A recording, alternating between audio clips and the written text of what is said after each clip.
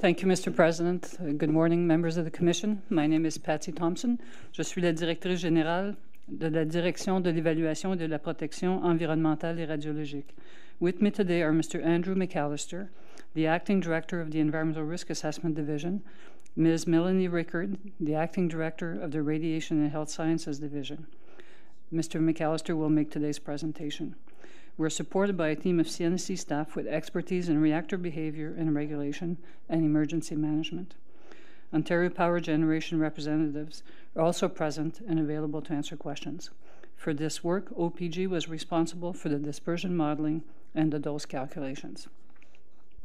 You will recall that staff conducted the study of consequences of a hypothetical severe nuclear accident and effectiveness of mitigation measures in response to direction from the Commission in the March 2013 Record of Proceedings for the environmental assessment of the refurbishment and continued operation of the Darlington Nuclear Generating Station. Our report was first presented to you on June 19, 2014, under CMD 14M30. Today's presentation provides an update on this study and is documented in CMD 15M10. Addendum A of the CMD is a table of comments received during the public review period and staff's responses to these comments. Addendum B is the updated revised study report for your consideration. I will now turn the presentation to Mr. McAllister. Thank you, Dr. Thompson. For the record, my name is Andrew McAllister, and I am the Acting Director of the Environmental Risk Assessment Division. I will begin by providing a brief outline of our presentation. As you can see, the presentation includes background information around the reason for the study and its approach, as well as how the Commission and the public have been involved to date. This will establish the context for today's update meeting. This information is followed by a discussion of how CNSC staff addressed the direction from the Commission when we were before you in June 2014, as well as the results of the public consultation on the draft study, and how CNSC addressed the concerns raised during that process. The presentation will wrap up with CNSC staff's conclusions and next steps. The next few slides will cover off background information related to the study and what has been done to date. In December 2012, during the course of the hearings on the environmental assessment for the refurbishment and continued operation of the Darlington Nuclear Generating Station, interveners raised concerns over issues such as severity of the accident assessed, multi-unit accidents, adequacy of off-site emergency planning, including evacuation planning, and potential health effects to the public.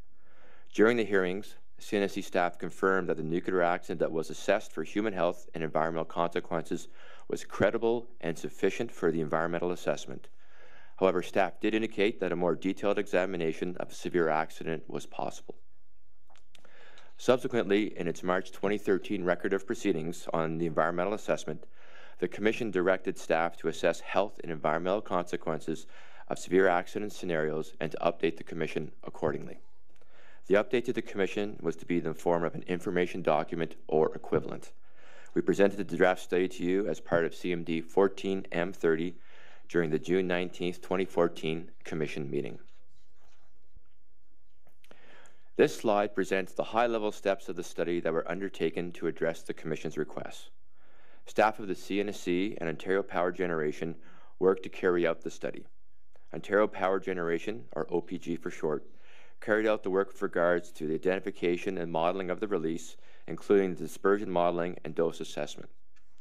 The results of this work, specifically the dose assessment, was provided to CNSC staff, who then completed a human health risk assessment, specifically increased risk of cancer incidents with due consideration of protective actions, and an examination of other consequences. Some of the other consequences examined included implications to emergency planning, psychosocial effects, and effects to non-human biota. When we use that term non-human biota, we are referring to wildlife. To ensure that the study was robust, a source term of sufficient magnitude was needed, as was a wide range of release scenarios. A source term is defined as the types and amounts of radioactive material released to the environment following an accident.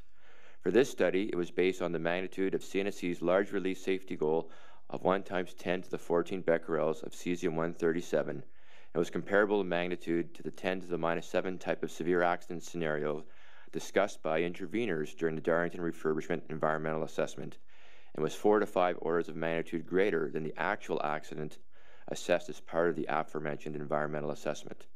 The source term examined in this study is significantly larger than would be expected under any credible scenario.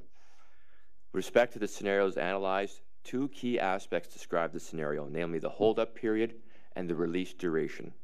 Hold-up refers to the period of time between the radioactive material being released from the reactor core to then being released into the environment. It is normally held up by containment prior to release in the environment. Release duration is the length of time that the radioactive material is being released to the environment. With respect to the hold-up period, or timing of the release, it was set at 24 hours for all scenarios, which is consistent with our understanding of accident progression at Darlington.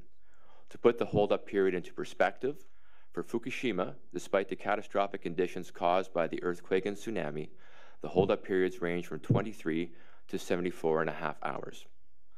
With respect to duration, 3 release durations were chosen: short, meaning 1 hour in length; medium, meaning 24 hours; and long, meaning 72 hours in length. Scenarios, which will be referred to subsequently in this presentation, are referred to respectively as 24-1, 24-24, and 24-72. The generic large release was the same quantity of radionuclides released for each scenario, albeit in 1, 24, and 72 hours. To put the release durations into perspective, the 1 hour duration scenario would be comparable to a significant breach in containment, whereas the other two scenarios, the 24 and 72 hour durations, indicate partially or fully intact containment with venting occurring, for example. As expected, a short release duration of 1 hour of the entire source term will be more challenging to emergency response than the release of the source term over the medium and long durations examined in this study. With respect to the last bullet, we heard the concerns from interveners about the absence of a Fukushima type of release. Staff's position is that an accident like that at the Fukushima Daiichi nuclear power plant is unlikely to happen in Canada, reflective of the CANDU design and extremely low likelihood of an external event like the tsunami occurring near Canadian nuclear power plants. However, to be responsive to intervener concerns raised during the hearings, the source term was increased fourfold for 2 scenarios to be comparable to a common cause event affecting all 4 units at Darlington at the same time. Note, this is a simple yet conservative way of looking at a multi-unit event. That is to say, that is, if we used conservative, deterministic, and probabilistic safety assessments, the events leading to such a release at multiple units are either impossible or so small that they represent scenarios that are well below the ranges of concern and likely well below 10 to the minus 8 per year probability. For all scenarios, the release was in the form of a plume dispersed in the atmosphere. Now to some of the key study assumptions. A key assumption was to assume that radiological releases occur, meaning Fukushima enhancements such as emergency mitigating equipment were not accounted for and the source term was assumed to be released in its entirety. What does this mean practically? What it means is, firstly, is that we have an accident scenario in this study that is comparable to a 10 to the minus 7 type of accident. If operator actions and Fukushima enhancements were accounted for, such as emergency mitigating equipment, the likelihood of a severe accident of this nature would be lowered even further by a factor of 10 to be in the range of 10 to the minus 8, or 1 in 100 million, and be practically eliminated. Furthermore, the amount of radioactive material released would be reduced if considerations for interaction between radioactive material, containment, and other equipment is taken into account due to retention, plating, and other chemical interactions. In short, the source term is significantly larger than would be expected under any credible scenario. The second key assumption had to deal with the weather, specifically wind speed and direction. For the short-term release, referred to as a 24-1 scenario, wind speed and direction were constant.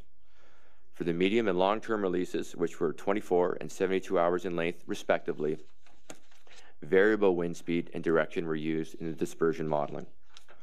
Lastly, it was assumed that protective actions were implemented effectively. That meant for all the individuals evacuated, meaning relocated to a safe area, they received 0 dose as evacuation was successfully done. For those individuals sheltered, meaning instructed to stay inside and take other measures such as closing windows, a dose reduction of 20% was taken into consideration. Finally, for potassium iodide pill ingestion, it was assumed that the potassium iodide pills are available to residents within the primary zone in advance of the radiological exposure, and that ingestion is done in a time frame prior to or immediately after exposure, resulting in a complete elimination of dose to the thyroid. With respect to the human health results, the excess future cancer risk attributed to the radiation exposure from the accident scenarios was compared to the baseline future risk, that is, the risk in the absence of radiation exposure from the accident. The key study findings were that it would be nearly impossible to distinguish most radiation-induced cancers from baseline cancers examined in this study, that is, all cancers combined, leukemia, and adult thyroid cancer. Of note, childhood thyroid cancer is the only radiation-induced cancer that could be distinguished from baseline cancers. Increased risk for the childhood thyroid cancer was predicted for all scenarios. For example, in the 24 times 4 scenario, where the source term was increased fourfold, the predicted excess future risk of developing childhood cancer was an additional 0.3% above the baseline future risk of approximately 1% in close proximity to the plant. This led to the study recommendation that the consideration of sensitive receptors, such as children, be an important aspect of emergency planning. To recap some key milestones, the draft study was presented to the Commission during the June 19, 2014 meeting. Concurrently, the draft study was out for public consultation. As requested during the Commission meeting and documented in the minutes of that meeting, CNSC staff was to update the Commission on the results of the public consultation. The public consultation period ran from June 4, 2014 to August 29, 2014. The public consultation notice was published on CNSC's website and was also made available through CNSC's subscription list. The draft document was available in both official languages upon request. A total of 59 requests for the draft study were received. 505 submissions were received on the draft study. 486 of them appeared to be part of a letter writing campaign organized by Sierra Club, which focused on the severity of the accident assessed. The remaining submissions came from members of the public, industry, non-governmental organizations, and provincial and federal government. Industry comments came from Bruce Power, Atomic Energy of Canada Limited, now known as Canadian Nuclear Laboratories, and Ontario Power Generation. Examples of non-governmental organizations included Greenpeace and the Canadian Environmental Law Association. The federal government comments came from Health Canada, and the Ontario government comments consisted of a joint submission from the Office of the Fire Marshal and Emergency Management and the Ministry of Health and Long-Term Care. CMD 15 M10 is structured in 3 main parts. First, the body of the CMD itself, which is a high-level summary of the public consultation and CNSC staff responses to direction from the Commission and key concerns raised by the public and others. Secondly, CNSC staff dispositions to the comments received during the public consultation period on the draft study, which forms Addendum A. Finally, the revised draft study of consequences of a hypothetical severe nuclear accident and effectiveness of mitigation measures forms Addendum B.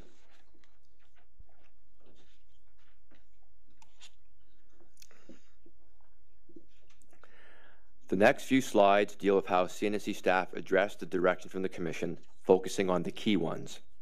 Note that not all aspects are discussed in this presentation, but all are addressed in the CMD.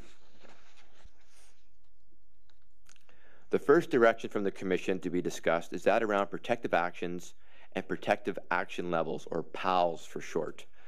This slide provides some context and shows that protection action levels are based on a dose or dose range that have been established for Ontario Provincial Nuclear Emergency Response.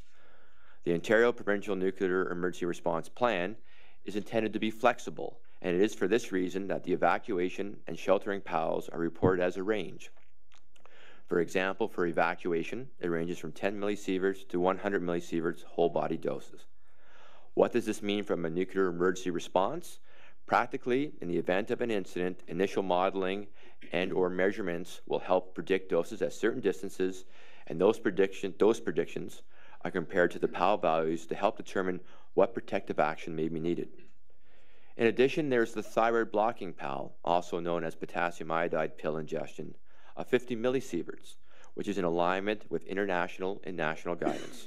The Ministry of Health and Long-Term Care has responsibility when it comes to deciding on the administration of potassium iodide in Ontario. The direction from the Commission on this matter was to look at what would happen to the risk estimates if there was a change to the doses used to implement the protective actions. For the purpose of our study, we had based hypothetical decisions regarding evacuation and sheltering on the lowest dose in a given range. For example, since the PAL for evacuation is 10 to 100 millisieverts, it was assumed that if doses were projected to be above 10 millisieverts, then the decision to evacuate would be undertaken.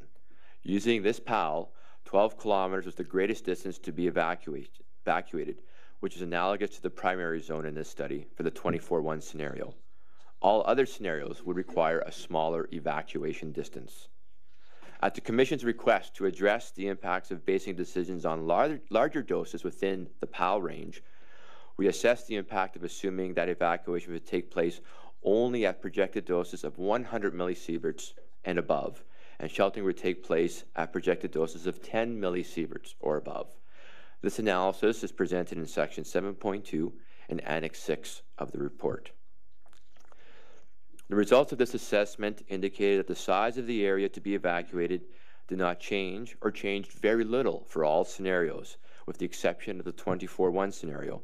For that scenario, the size of the evacuation zone was reduced from 12 kilometers to 1 kilometer. What does this mean from a health impact? Is that more of the population may receive a dose, and the individual doses may be higher, although not significantly. This would translate directly into a greater theoretical cancer incidence risk, albeit not one that would be distinguishable from background. This would be useful information when balancing the radiological risk, meaning dose and resulting cancer risk, versus the non-radiological risk, such as the physical and psychosocial effects from evacuation when considering a protective action. These non-radiological risks have been found to be real, given the experiences from Chernobyl and Fukushima. With respect to the scope, the study was updated to reflect that economic consequences were not assessed. This type of comment also came up frequently in the public submissions, and CNSC staff dispositioned these comments by indicating that it was outside the mandate of the Commission under the Nuclear Safety Control Act and explaining the legislation around nuclear liability in Canada. For the next bullet, references were added throughout the document, including to the information boxes where appropriate, such as health effects from Chernobyl and Fukushima. For the variability in human health risk estimates, CNSC staff have included in the risk tables in Annex 3 of the draft document the lower and upper 90% bound estimates that the Radiation Risk Assessment Tool, known as RAD-RAT, produces. As indicated in this slide, using the upper 90% bound risk estimates, similar results were observed. Namely, the childhood thyroid cancer was the only cancer examined for which increased risks were observed on the order of 2 to 2.5 times greater than that of the mean estimate. For example, the excess risk of developing thyroid cancer for a child from the worst scenario, namely the 24 times 4 scenario in close proximity to the plant, yielded a mean excess future risk of 301 chances in 100,000, whereas the upper 90% bound risk estimate was 773 chances in 100,000, and the lower bound risk estimate is 75 chances in 100,000. And all of this is relative to the baseline future risk of 1,078 chances in 100,000. In order to improve on the readability of the document, CNSC staff have corrected discrepancies, ensured consistent use of terms throughout, and added an extended, plain language executive summary and an acronym list. The draft document will go through an additional review prior to publication. As part of the minutes of the Commission meeting, there were commitments by CNSC staff to produce 2 fact sheets. The first one, a fact sheet on health effects of the Chernobyl accident, was published on CNSC's website on February 18th, 2015. This fact sheet was based on the latest United Nations Scientific Committee on the Effects of Atomic Radiation report. All the information is objective, substantiated, and scientific. The second fact sheet on managing public doses during a nuclear emergency is pending publication. It addresses the questions and facts surrounding regulatory dose limits and dose-based protective action guidelines. In conclusion, as outlined in CMD 15M10, all of the direction from the Commission has been addressed.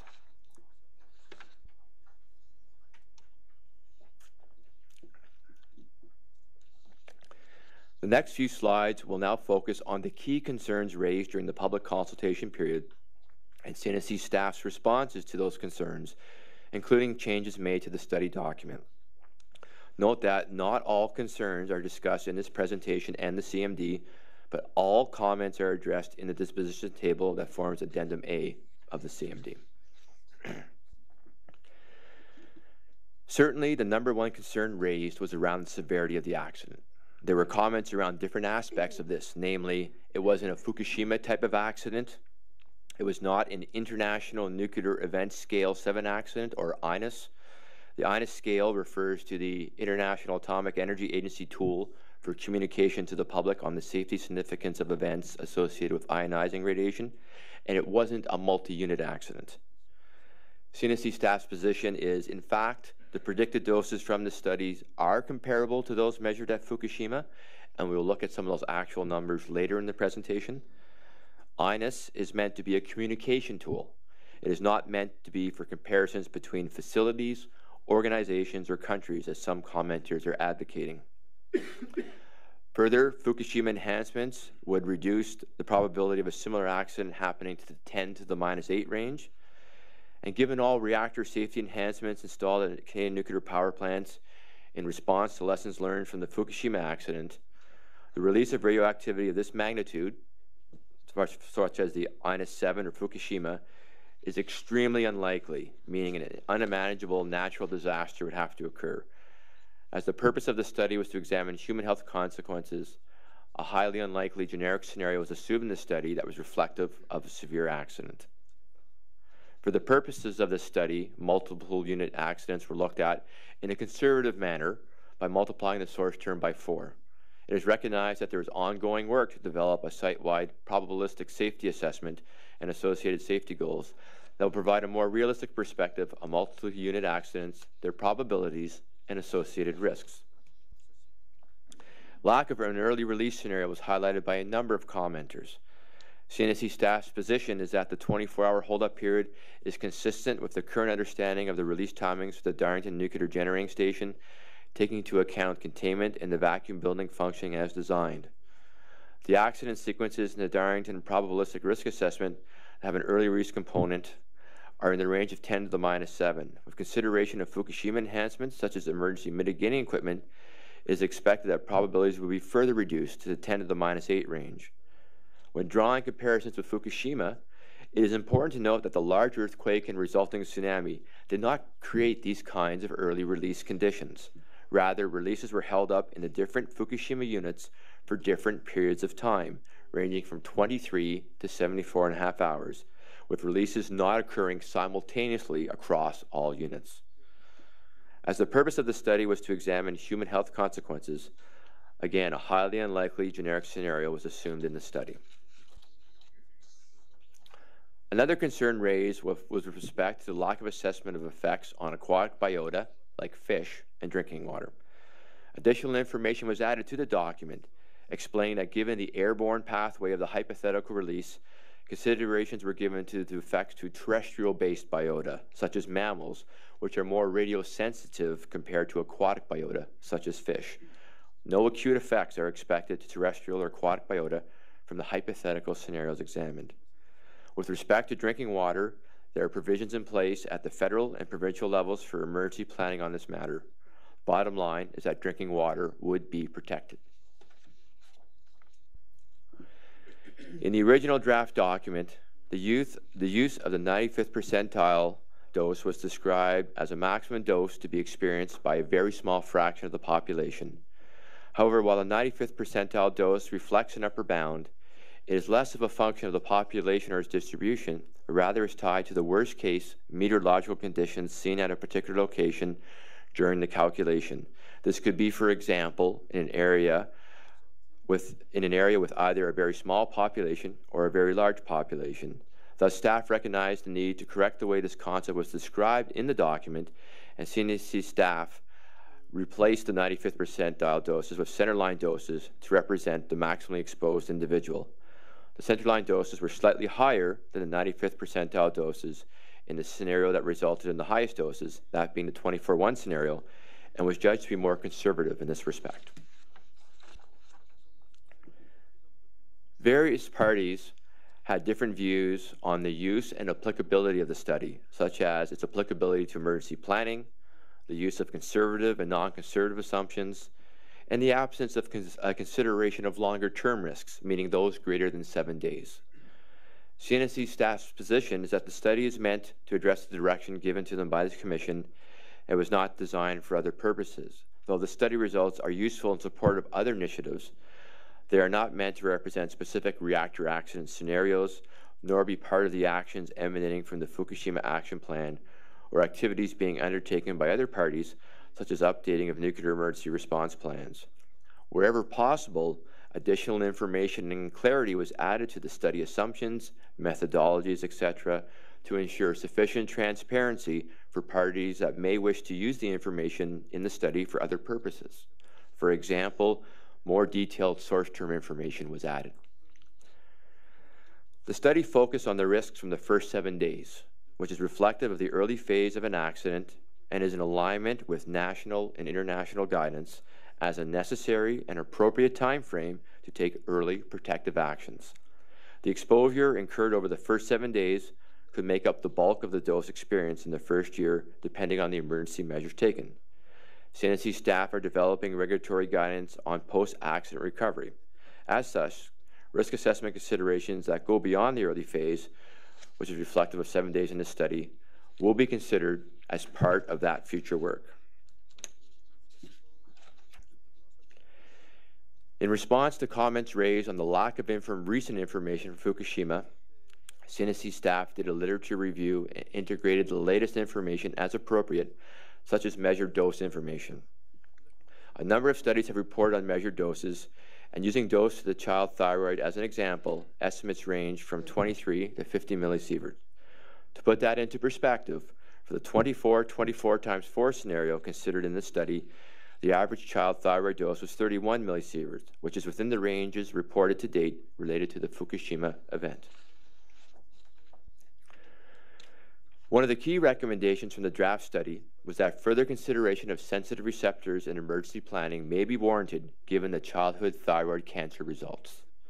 Several commenters indicated that sensitive receptors, such as children, are already a main focus of emergency planning.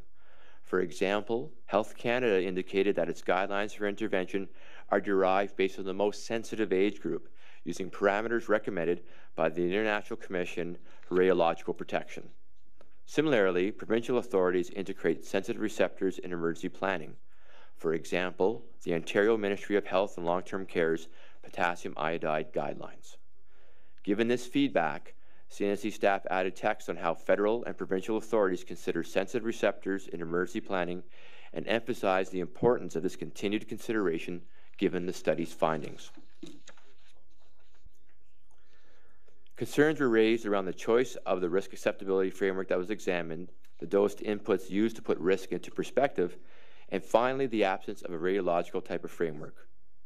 It should be noted that multiple frameworks for the assessment and management of health risks associated with exposures to contaminants have been developed worldwide. For example, we had profiled the framework used by Health Canada for contaminated sites and by Health Canada international organizations for commercial chemicals.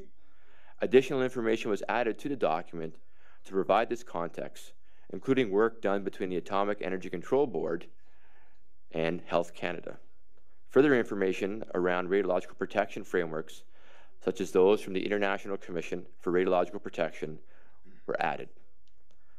The conclusions on risk acceptability did not change. For example, the doses predicted from the study are below the International Commission for Radiological Protection's recommended reference levels of 20 to 100 millisievert dosed to a member of the public during emergency situations. However, CNSC staff continue to believe that a public health type of framework provides transparent risk information that can be used by decision makers and is more easily understandable by the public because cancer risk can be better contextualized than a dose range. The next two slides will highlight CNSC staff's conclusions and next steps. I will now turn the presentation back to Dr. Thompson. To conclude, this update in the form of CMD 15M10 and its addenda addresses the Commission's direction to CNSC staff to seek and incorporate public comments on the draft study, as well as to describe how the Commission's direction on the document was integrated. The document has been improved as a result of public consultation and direction from the Commission.